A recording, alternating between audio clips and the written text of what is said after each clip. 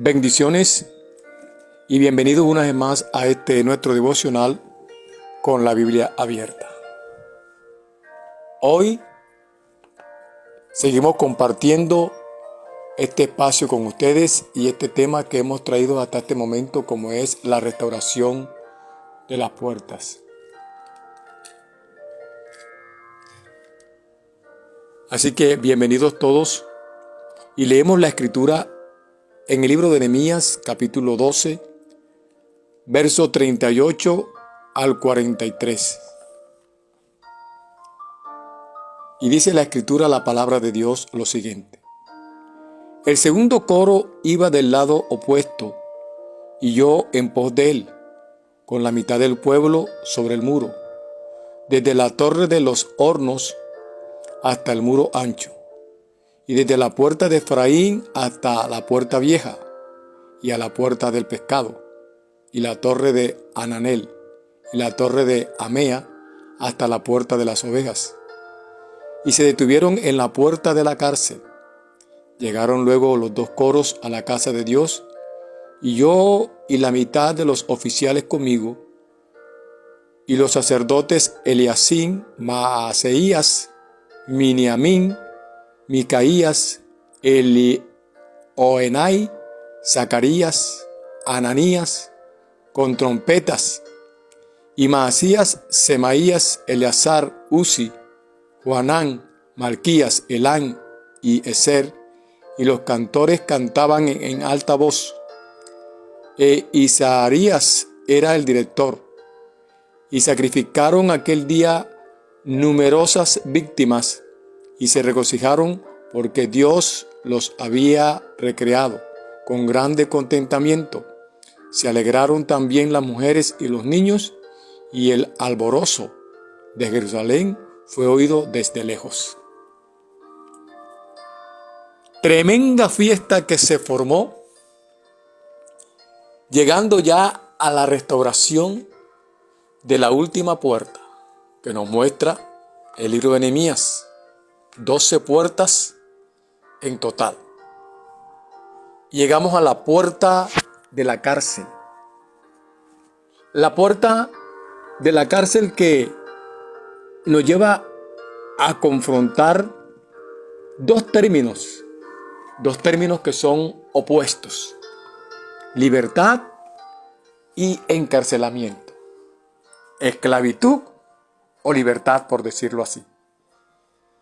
Y esto es lo que vamos a tratar hoy, hasta donde nos sea posible, de llevar la explicación, la reflexión o la enseñanza de lo que nos quiere decir o hablar el libro de Nehemías a través de la restauración de la puerta de la cárcel. Algunos dicen que la puerta de la cárcel fue la última en restaurar, porque allí en Jerusalén no había mucha gente. Recuerde que ellos venían de la cautividad en Babilonia, y ahora pues estaban tratando de restaurar y levantar los muros y restaurar las puertas, y no había de pronto gente haciendo cosas ilícitas, por decirlo así. Entonces pues eso fue lo último, o la última puerta que se restaura. Esa es una de las hipótesis que hay. Pero también hay otra, y es una posible razón que dicen los eruditos en la palabra, por la cual la puerta de la cárcel fue la última en su restauración, porque Nehemías no quería tener en su vocabulario palabras como esta, porque la palabra para él, cárcel, o la palabra cárcel para él, era algo de encarcelamiento o de esclavitud. Y él sabía que era eso, sabía que era la esclavitud, pues él venía de ser esclavo, pues él nació bajo esclavitud en Babilonia. Y fíjate que en el pasaje que leímos se mencionan varias puertas de las cuales ya hemos restaurado. Y habla de un coro y de un segundo coro, y se encuentran en un lugar, y precisamente se encuentran en el lugar llamado que llegan hasta la puerta de la cárcel. Ahora viene entonces el grito de júbilo, de alegría y de regocijo y de entusiasmo, porque han hecho lo que Nehemías se había propuesto en su corazón. Esta historia que nos narra la Biblia de Nehemías, como decíamos al principio, de copero del rey a restaurador de los muros en Jerusalén. Él le dio tristeza, dolor cuando estaba allá al mando del rey Artajerjes, y él estaba allí. Y de pronto un día se sintió triste, cabizbajo, porque escuchó noticias, le trajeron noticias de la ciudad de sus antepasados, donde él nunca había vivido, donde él nunca había estado, pero que ahora le dicen la ciudad populosa, la cual dejaron tirada a nuestros padres porque fuimos traídos cautivos acá. Esa ciudad está en ruinas. Y cuando Babilonia entró para acabar con Jerusalén, que ellos la sitian y la toman, la Biblia relata en los libros de los profetas que se llevaron lo mejor, se llevaron los tesoros, se llevaron todo, y la mejor gente fue la que se llevaron para Babilonia. Pero los pobres y la gente que estaba allí de pronto presa, entre ellos estaba un profeta llamado Jeremías, lo dejaron por allá. A esos no los tuvieron en cuenta. Y despojaron a Jerusalén de todo y la destruyeron. Y cuando Nehemías está sirviendo de copero al rey Artajerjes, vienen unos de allá de Jerusalén y él va y pregunta: ¿qué saben de nuestros hermanos que están allá en Jerusalén? Y le comienzan a decir, a comentar la situación. Nuestros hermanos están acabados, la ciudad está en ruinas, las puertas de la ciudad están en ceniza, todo está por el suelo. Entonces él tuvo el deseo en el corazón de venir a restaurar los muros. Dice que pasaron aproximadamente 100 años para que esto sucediera, desde la cautividad de Jerusalén a Babilonia hasta los tiempos de Nehemías, aproximadamente 100 años. Y llega el tiempo de Nehemías, que de pronto no conocía, no sabía, solamente de pronto por historias y le comentaban la situación. Ahora a él le dolía en el corazón que la ciudad de sus antepasados estuviera destruida. Y él se entristeció y el semblante demostraba que él no estaba nada bien. Y cuando fue ante el rey, el copero del rey tenía siempre que estar alegre, tenía siempre que estar con un semblante sonriente. Y el que llegaba triste era decapitado. Y él tuvo la experiencia por el dolor que sentía por la ciudad de sus antepasados que estaba destruida. Él no pudo ocultar el dolor, la tristeza, y se le reflejaba en el semblante. Y el rey le preguntó qué tenía y él le comentó la situación. Y el rey le pregunta qué quería y él le pone lo que quería y le dio libertad, permiso para que fuera a hacer el trabajo. Leyendo todo el libro de Nehemías y Esdras, que son la misma secuencia de la historia de restaurar los muros, leíamos el día pasado que el escuchar la palabra les trajo a ellos, se compungieron de espíritu y lloraron porque no estaban haciendo lo que el Señor les había dicho, entre ellas la fiesta de los tabernáculos, que es otro tema y que no lo vamos a tocar ahora en este momento, pero ellos se regocijan porque la palabra trae a ellos el mover, el fluir del Espíritu. Y comienzan entonces a trabajar y ya van por la puerta número 11. Llegan entonces ya al culminar la restauración de la puerta de la cárcel. Y ahora allí hay gozo y hay alegría. Y hay gozo y alegría porque hay libertad para hacerlo. Y es donde la Biblia aquí nos muestra y nos da entonces estos dos contrastes que son opuestos entre sí, como es la libertad y el encarcelamiento, o la libertad y la esclavitud. Yo quiero ir avanzando un poquito en este momento porque yo no sé qué tiempo me va a llevar para poder compartirte este espacio sobre la restauración de la puerta de la cárcel. Pero hay mucha gente en nuestras congregaciones que no está libre, y no porque esté cometiendo un delito o porque esté en pecado. No está libre por la situación que vive en cuanto a ver las cosas de una manera diferente, de una perspectiva diferente. Por eso el apóstol Pablo recomienda que nuestro entendimiento sea renovado. Renueven el entendimiento. Porque hay mucha gente que no se mete en el ambiente espiritual donde deben meterse, y entonces se esclavizan a los preceptos y a los conceptos y a las ideologías y a los dogmas, y se dejan esclavizar de eso.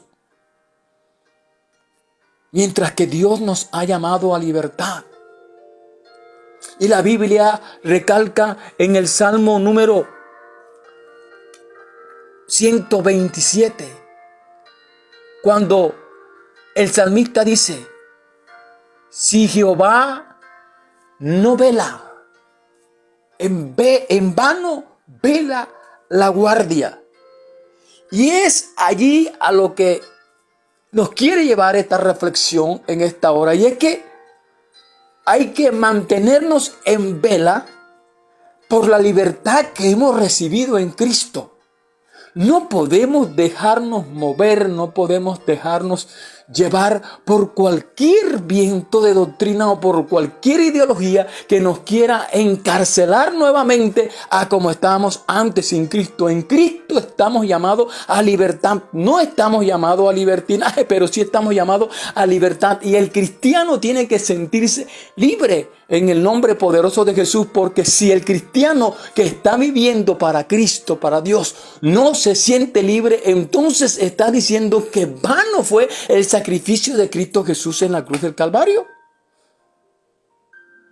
¿Cuánta gente no vive con el peso de la ideología, con el peso del concepto, con el peso de la tradición, con el peso de lo que me dijeron, de lo que me hicieron, con el peso de que me dijeron que yo no podía, que yo no servía, a mí no me dan la oportunidad, a mí no me dejan, y están esclavizados en eso, mientras que Dios ha dicho: tú eres libre. Y entonces, en vez de sentirnos libres, nos sentimos todavía esclavizados, encarcelados. Y no esclavizados para Cristo, sino encarcelados y esclavizados en nuestros pensamientos, en nuestra manera de ver las cosas. Mientras que Dios os está diciendo: ustedes ya no son esclavos. No tienen por qué estar esclavizados del temor. Tú eres ahora un hijo de Dios y a libertad el Señor te ha llamado. Hay gente que también sigue esclava todavía, o encarcelada por el mundo, o esclavos, o sometidos a otros conceptos y preceptos antes que a Cristo, antes que a la palabra que es a la que debo de aferrarme para poder avanzar y seguir. Hay gente que está esclavizada a doctrinas y a ideologías. Hay gente que está esclavizada a dogmas y a preceptos y no dejan que Cristo los liberte. Yo voy a tocar aquí un tema por ponerte un ejemplo. Hay gente que está esclavizada a la doctrina de X o Y cosa. Hay gente que está esclavizada de pronto a la doctrina de un día. Hay gente que está esclavizada a la ideología de no diezmar. Mientras que Dios nos ha llamado a libertad. Ahora te pongo un ejemplo. Si tú no estás de acuerdo con X o Y cosa, mantente tú ahí al margen. Pero si tú no tienes la libertad o el respaldo de la palabra para enseñar o doctrinar algo, que tú quieres hacerlo y aferrarte a eso y que no hay quien te mueva,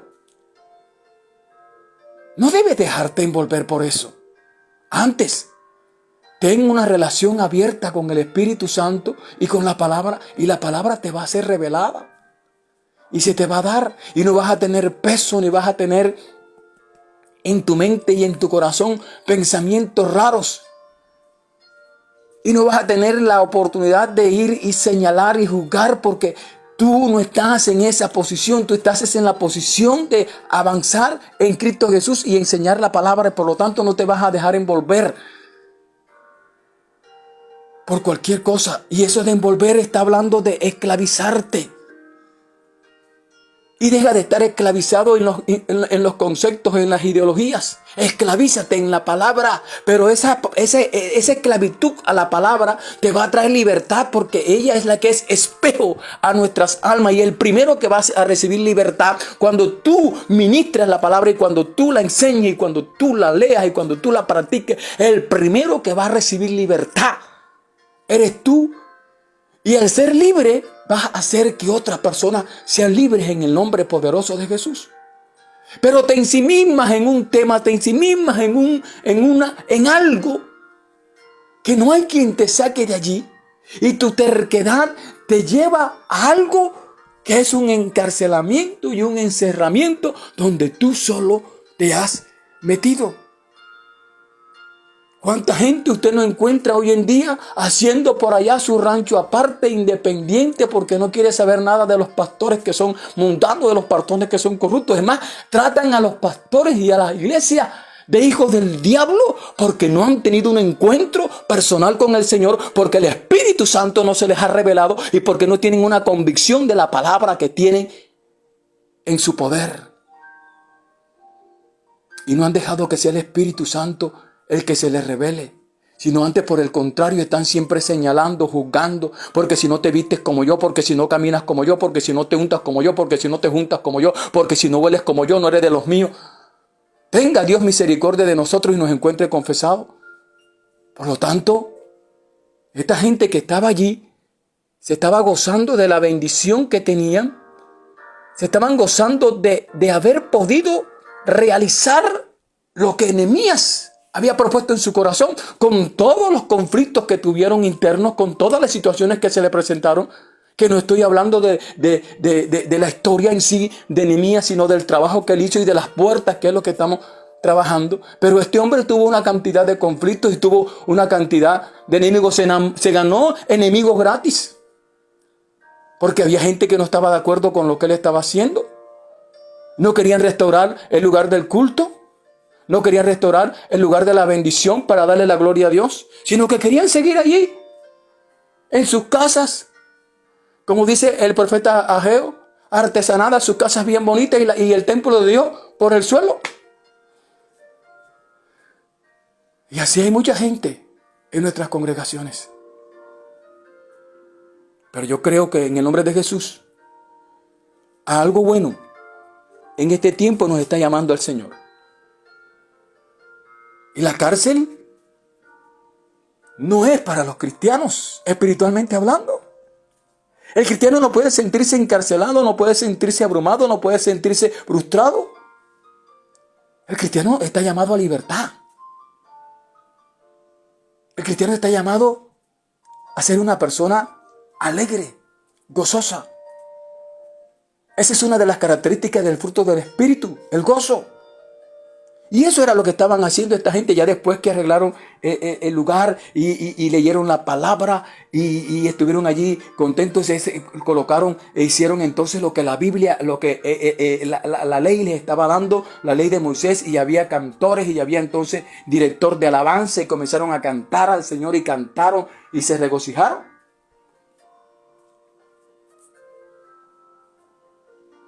E hicieron sacrificio, e hicieron culto, alabanza a Dios y sacrificaron holocaustos al Rey de Reyes y Señor de Señores.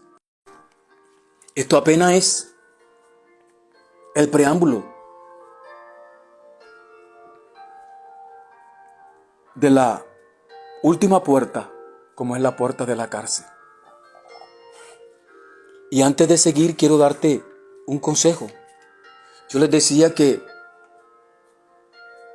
tomamos esta enseñanza de un libro muy hermoso que hemos tenido la oportunidad de leer varias veces y que se llama Pásame otro ladrillo.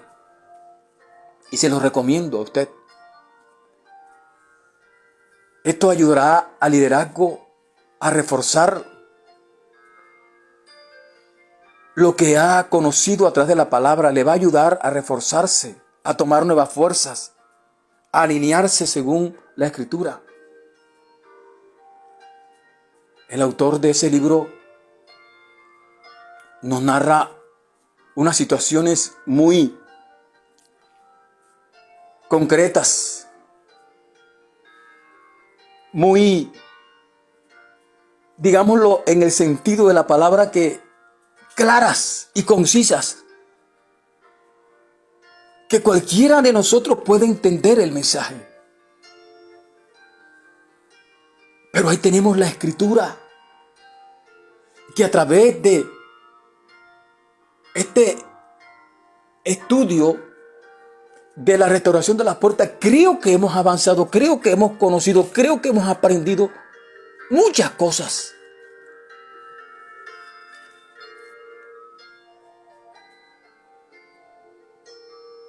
El tema de esta serie que estamos llevando, como ya se los he dicho anteriormente, es la restauración de las puertas.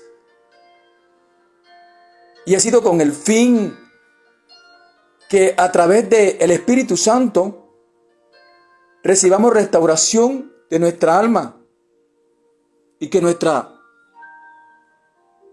comunión con nuestro Dios sea cada día más fructífera.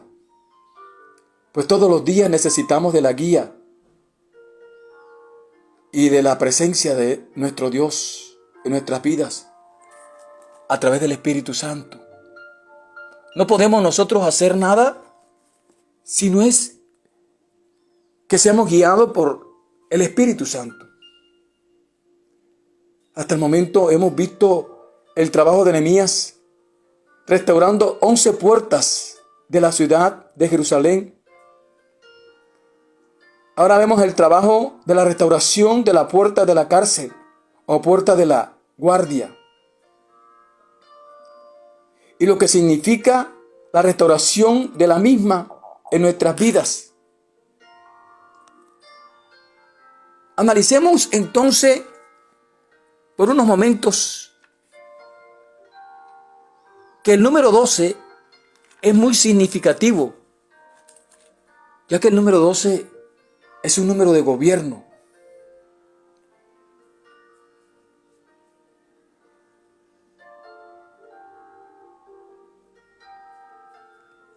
Cuando nosotros estamos hablando de gobierno, como cristianos, me baso en este momento en un gobierno espiritual. Si las anteriores puertas y el restaurarlas han sido de bendición para su vida, entonces esto indica que usted, al restaurar esta puerta, usted ha estado y ha dejado que sea el Dios del cielo el que esté en el control de su vida. Recuerde que es la puerta de la cárcel. o puerta de la guardia. Y ya te citaba el Salmo 127:1. Si Jehová no vela, en vano vela la guardia. El restaurar esta puerta es restaurar no solo nuestra comunión con Dios, sino el entregarle a Dios nuestra vida por completo y que sea Él el que gobierne nuestras vidas. No podemos dejarnos gobernar ahora por otra cosa. Ahora ya no eres esclavo de la carne, esclavo del mundo, esclavo de los preceptos y de la ideología. Ahora eres esclavo del Señor, por lo tanto, Él es el que tiene que gobernar tu vida. Deja entonces que el Dios del cielo gobierne tu vida por completo. Si Él es el soberano en tu vida, déjalo que Él sea el soberano en tu vida. Nosotros en el caminar diario con el Señor debemos de entender que nuestra vida debe ir fortaleciéndose y tomando madurez. Y es en el momento del trato de Dios con nosotros que dejamos que Él gobierne nuestra vida, que gobierne nuestro corazón. Y cuando entendemos esto, que Dios es el que gobierna y manda nuestras vidas, los momentos de adversidad en nuestras vidas se ven más fáciles de llevar. Puede venir cualquier circunstancia, podemos pasar por cualquier valle,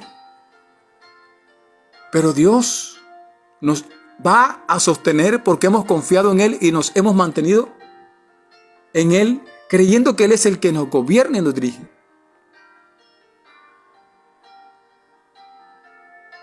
Y así Dios mismo va quitando de nosotros lo que no le agrada. Y es Él el que se encarga a través del Espíritu Santo a ir renovando nuestras vidas y reforzándonos cada día más en su palabra y tratando con nosotros a través de ella. Y esta puerta también tradicionalmente se conocía como la puerta de la guardia. No solamente la puerta de la cárcel, sino la puerta de la guardia.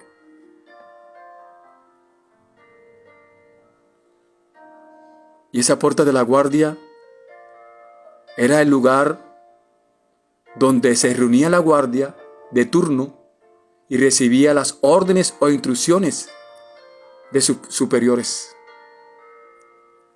Al restaurar esta puerta, nuestra responsabilidad será velar, defendiendo y custodiando y protegiendo lo que Dios ya nos ha quitado para proteger nuestra vida espiritual, nuestra alma, para que lo que se ha arrancado de nosotros no vuelva a nosotros. Antes, por el contrario, cada día más se aleje y se aleje, porque nosotros nos vamos renovando y renovando cada día más en el Señor. Espero que este tiempo que hemos estado en este espacio de esta enseñanza hayas aprendido y captado algo. Y como te decía, esos dos casos o cosas opuestas, libertad, encarcelamiento, libertad y esclavitud, las seguiremos estudiando en una próxima oportunidad. Porque a libertad te ha llamado el Señor, por lo tanto no puedes estar encarcelado y esclavizado en otras cosas que no sea el Señor y su palabra. Que el Dios del cielo te bendiga, que el Dios del cielo te guarde, y recuerda que el Señor te ama en gran manera. Bendiciones en Cristo Jesús y hasta una próxima oportunidad.